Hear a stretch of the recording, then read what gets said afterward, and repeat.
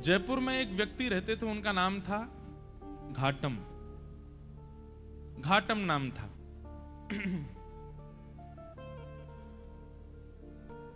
उनका पेशा था, उनके पूर्वजों से ही चला आ रहा था, वो सब चोरी करते थे। दादाजी, परदादा, परदादा, पूरे गांव का ही यही पेशा था, यही काम था, सब चोरी करते थे। घाटम जी भी चोरी करते थे। एक बार श्री घाटम जी कहीं जयपुर से आमेर जाते हैं, तो बीच में, अभी जहां कथा थी इससे पहले, वो वही स्थान है आमेर और जयपुर के बीच में, कनक घाटी। वहीं श्री घाटम दास जी रहते थे। उनका नाम बाद में घाटम दास हो गया, पर पहले उनका नाम घाटम था। तो घाटम जी चोरी करते थे। एक बार रात में बैठे थे चोरी करने के लिए, तो उस दिन कोई व्यक्ति तो मिला नहीं उनको मालदार, लेकिन झोला लिए हाथ में और जटाएं बांध करके कोई संत वहां से जा रहे थे। घाटम जी बेचारे 2 दिन से तो उनको कुछ चोरी हुई नहीं थी, फिर भी मन में विचार करने लगे, तो महात्मा है, इनकी क्या चोरी करूं मैं, कोई बात नहीं, चोरी नहीं करता हूं, प्रणाम कर लेता हूं जाके। और घाटम जी उनके मार्ग पर आ गए और अर्धरात्रि का समय, घनघोर अंधेरा, प्रणाम किया। महात्मा रुक गए, बोले अरे खुश रहो वत्स, क्या नाम है, नाम आदि पूछा, कहां रहते हो, स्थान बताया, क्या करते हो। घाटम जी बोले मैं चोरी करता हूं। महात्मा को यह बात बड़ी बढ़िया लगी कि इसने छुपाया नहीं मुझसे, सत्य बोला। बोले चोरी क्यों करते हो भाई, चोरी डकैती करना ये अच्छी बात नहीं है, मत किया करो, अच्छा काम नहीं है। बोले महाराज काम तो अच्छा नहीं है मैं जानता हूं, पर ये तो मेरे परिवार का पेशा है, मेरे पूर्वजों से चली आ रही है चोरी, हमारा परिवार इसी में ही निपुण है। मेरा बेटा है अभी 5 साल का, उसको भी तैयारी करा रहा हूं मैं, उसको भी सिखा रहा हूं कैसे जाना चाहिए, क्या क्या आयुध संग लेके जाने चाहिए, किस प्रकार लोगों को देख करके समझ जाना चाहिए मालदार है कि नहीं है। महात्मा बैठे बैठे, देखो संत का स्वरूप क्या होना चाहिए, संत केवल वहां ना जाए जहां माला और दक्षिणा मिले।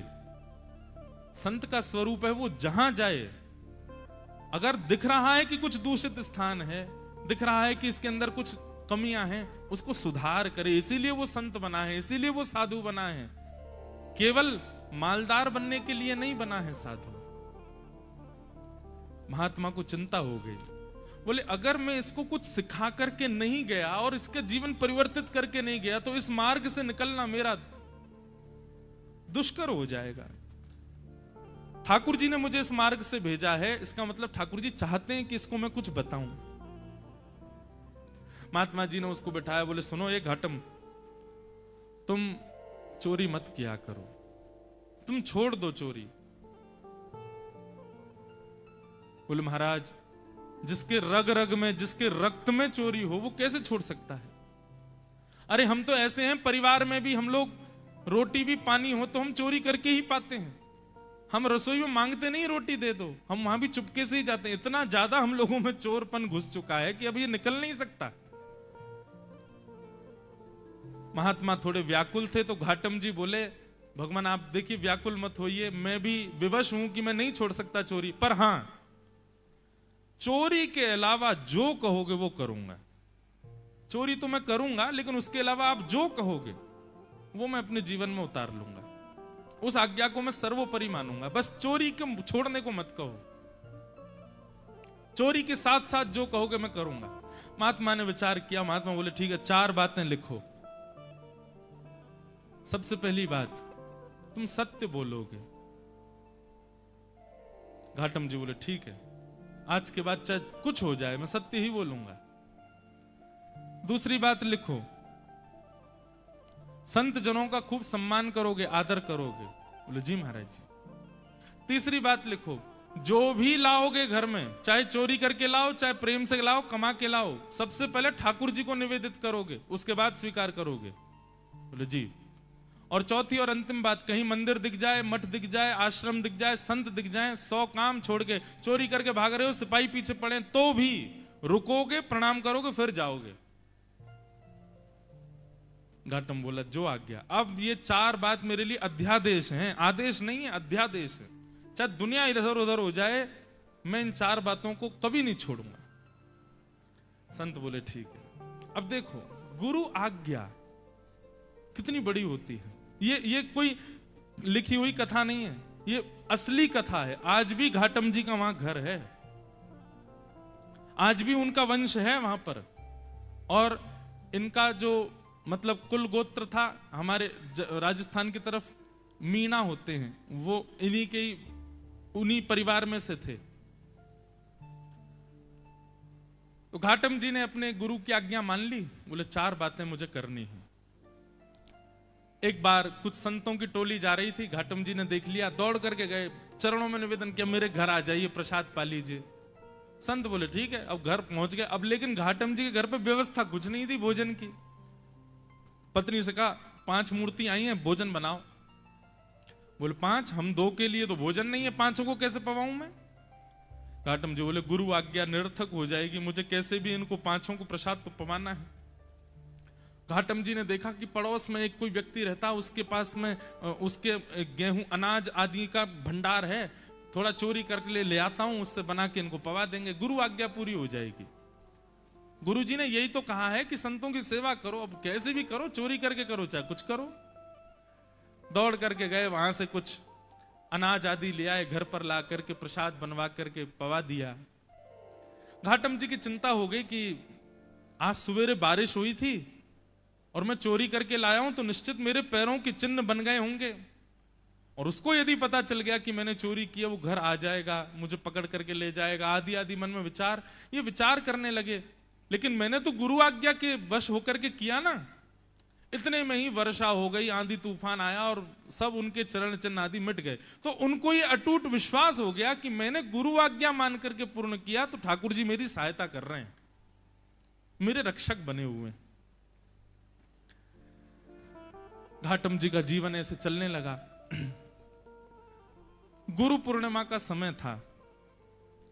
घाटम जी ने मन में विचार किया, मेरे गुरु ने मुझको सब कुछ प्रदान किया, इस बार गुरु दक्षिणा के रूप में ऐसी कोई वस्तु या इतना धन कुछ दूं गुरुदेव के यहां कि वर्षों तक भी अगर मेरे यहां से सेवा ना जाए तो गुरु जी को दिक्कत ना हो, मेरी तरफ से ऐसा रहे कि हाँ परिपूर्ण हो गई सेवा।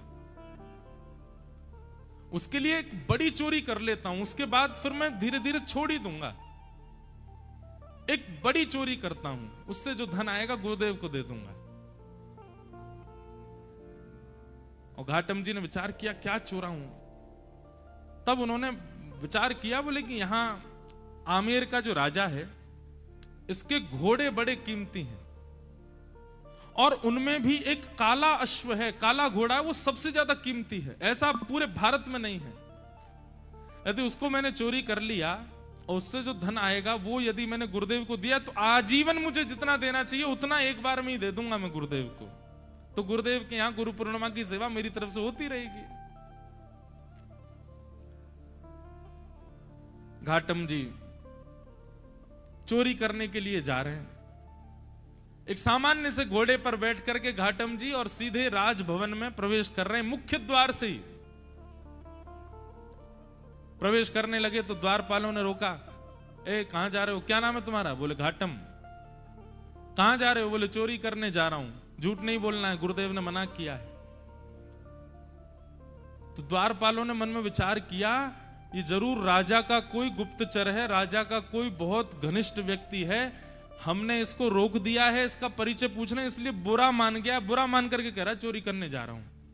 ए भाई सुनो, द्वार खोल दो, ये कोई राजा का परिचित व्यक्ति होगा, ऐसे कौन बोलता है चोरी करने जा रहा हूं। द्वार खुल गए, वो भीतर प्रवेश कर गए। भीतर प्रवेश करके घुड़साल में गए, वहां सबसे महंगा घोड़ा जो काला अश्व था उसको खोल लिया, बैठ गए, लेकर के बाहर आने लगे, खुले में ही सबके सामने बाहर की ओर जाने लगे तो द्वारपालों ने कहा ये तो राजा का घोड़ा है, ये क्यों ले जा रहे हैं? फिर भैया ये काला अश्व कहां लेके जा रहे हो? बोले चोरी करने आया था, चोरी कर ली, अब चोरी करके ले जा रहा हूं। द्वारपाल बोले ये तो कुछ ज्यादा ही बुरा मान गया है, ऐसे कौन बोलता है? अरे भैया द्वार खोल दो, इनको जाने दो। रोको नहीं। उनका सत्य और वहां द्वारपाल का उसके प्रति ये भाव रखना कि बुरा मान गए, वो ऐसा फिट हुआ कि किसी को शंका ही नहीं हुई कि ये चोरी कर रहे हैं। घोड़ा लेकर के चले गए और उसी समय राजा ने आज्ञा की मेरे घोड़े तैयार करो, मैं भी जाऊंगा कहीं। ऐसा उसने आज्ञा की। जाके देखा तो काले अश्व थे नहीं। अफरा तफरी मची। जब द्वारपालों के कान में बात पहुंची तो उन्होंने हल्ला किया कि अरे एक व्यक्ति आया था, आकर के इतना सत्य बोल के, वो तो बोल के गया मैं चोरी करने आया हूं, चोरी करके ले भी गया, तुमने रोका क्यों नहीं? बोले महाराज हमको लगा कि ऐसे कौन बोलता है, चोर कभी ये बोलता मैं चोरी करने आया हूं, लेकिन वो सत्य बोल रहा था तो हमको लगा आपका कोई गुप्तचर है, आपका कोई घनिष्ठ है, इसलिए हमने रोका नहीं उसको, ले गया वो। सैनिकों को भेजा, जाओ पकड़ लो उसको, घोड़े लेके आओ। घाटम जी घोड़ा लेकर के जा रहे थे, दौड़ रहे थे खूब तेज कि राजा के कोई दूत आए उससे pहले मैं इसका विक्रय कर दूं कहीं। लेकिन तभी उसी मार्ग पर ही एक मंदिर पड़ा राम जी का, और वहां संभवतः उसी समय आरती चल रही थी। गुरुदेव की आज्ञा याद आ गई, बोले गुरुजी ने कहा था कहीं मठ मंदिर आश्रम दिख जाए तुरंत रुक के प्रणाम करना है। तुरंत अपना घोड़ा रोका। भयभीत है मन में, लेकिन गुरु आज्ञा पर इतना विश्वास, घोड़े को रोका, खड़ा किया, वहीं एक पेड़ से बांध दिया, भीतर भाज करके गए। जल्दी जल्दी प्रणाम कर रहे थे, आरती चल रही थी, आरती प्रणाम की, संतों को प्रणाम किया, परिक्रमा लगा रहे थे, 4 परिक्रमा करी।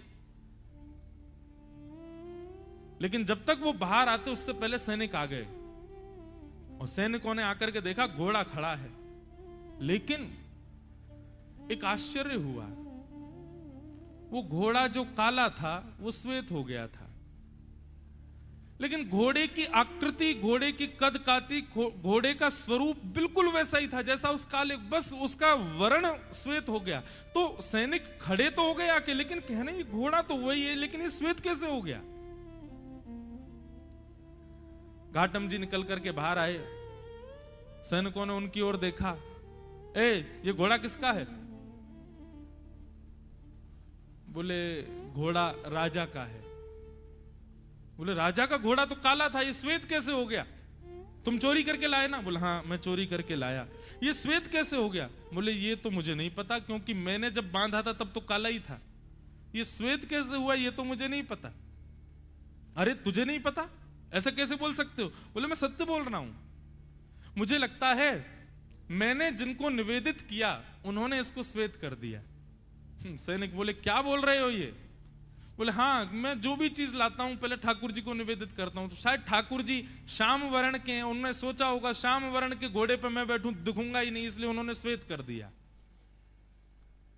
सैनिक बोले ये क्या तुम बोल रहे हो? बोले मैं सत्य बोल रहा हूं, ये वही घोड़ा है जो राजा का है, मैं चोरी करके लाया हूं, मैंने बांधा था तब काला था, आप लोग आए तो कहीं आप मुझे पकड़ो ना, इसलिए ठाकुर जी ने श्वेत कर दिया, पर संभवतः आपने पकड़ लिया मुझको। तो तुम ये कहना चाहते हो ठाकुर जी तुम्हारी चोरी में सहायता कर रहे हैं? नहीं नहीं, सहायता तो ठाकुर जी नहीं कर रहे हैं, पर ऐसा कह भी दें तो कोई अतिशयोक्ति नहीं, कर तो रहे हैं, श्वेत उन्होंने ही किया है। बोले इसकी बातें हमें समझ नहीं आ रही, इसको पकड़ के राजा के पास ले चलो। राजा के पास ले गए। राजा ने जब घोड़ा देखा, राजा खुद आश्चर्य, बोले ये है तो मेरा ही घोड़ा, पर ऐसा भी नहीं कि इस पर कोई रंग लगाया हो, इसका वास्तविक रंग श्वेत कैसे हो गया? घाटम जी से पूछा, घाटम जी बोले मैं सत्य बोल रहा हूं, आप लोग मान नहीं रहे हैं, मैं ठाकुर जी को निवेदित करता हूं, जो भी चुराता हूं मैंने ठाकुर जी को निवेदित किया, उनको नहीं भाया होगा काला, इसलिए गोरा कर दिया। घाटम जी की बात पर किसी को विश्वास नहीं हो, तब राजा बोला एक तरीका है, यदि तुम्हारी बात में इतनी सत्यता है कि ये वही घोड़ा है, तो मेरे घोड़े के गाल के पास में एक मस्सा है, यदि वो मस्सा इसके हुआ तो मैं समझ जाऊंगा कि भगवान तुम्हारी सहायता करते हैं, तुम्हारी गुरु आज्ञा ही तुम्हारी सहायता करती है, तुम जो करते हो सब, और मैं तुमको छोड़ दूंगा। राजा ने जाकर के घोड़े की नार पर जब बाल हटा करके देखा तो वो मस्सा बिल्कुल वैसा ही था जैसा एक काले घोड़े के था, वही घोड़ा। राजा से विश्वास नहीं हुआ नेत्रों पर। उसी समय चरणों में गिर गया। बोले महाराज, आपके गुरु आपके बने रहें, पर आज से मेरे गुरु आप हैं। आप चोरी चकारी छोड़िए, सारे काम छोड़िए, आज से आप मेरे दरबार के राजगुरु हैं। आपकी गुरु आज्ञा इतनी प्रतापशाली कि आप एक चोरी का कृत्य करते हैं, उसमें भी ठाकुर जी सहायता करते हैं आपकी। आज से आप मेरे राजगुरु।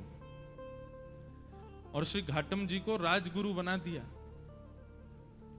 लेकिन राजगुरु बनने के बाद घाटम जी को बड़ी आत्मग्लानि हुई। उन्होंने मन में विचार किया कि मैंने गुरुदेव की आज्ञा मानकर के अपने दुष्कृत्य को नहीं छोड़ा, उसका यह परिणाम हुआ कि आज मैं एक राजगुरु बन गया। यदि मैंने अपने कृत्य भी सुधार लिए होते, सदकृत्य किए होते, तो आज ठाकुर जी मुझको मिल गए होते। तो घाटम जी ने अपनी राज पदवी का त्याग कर दिया, और राज पदवी त्याग करने के बाद वो सामान्यतया एक सामान्य व्यक्ति की तरह अपना जीवन जीने लगे, गुरु आज्ञा पालन करके। और श्री घाटम दास जी, उनके पद हैं बड़े सुंदर।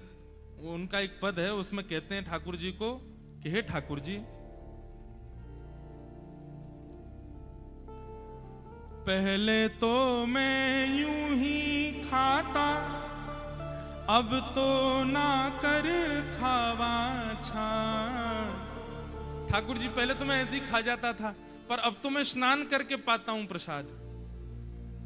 गल में माला, माथे पे तिलक, थारे निमित्त लगावा छा। महाने तो ऐता कर दीना, थाने की ना काई।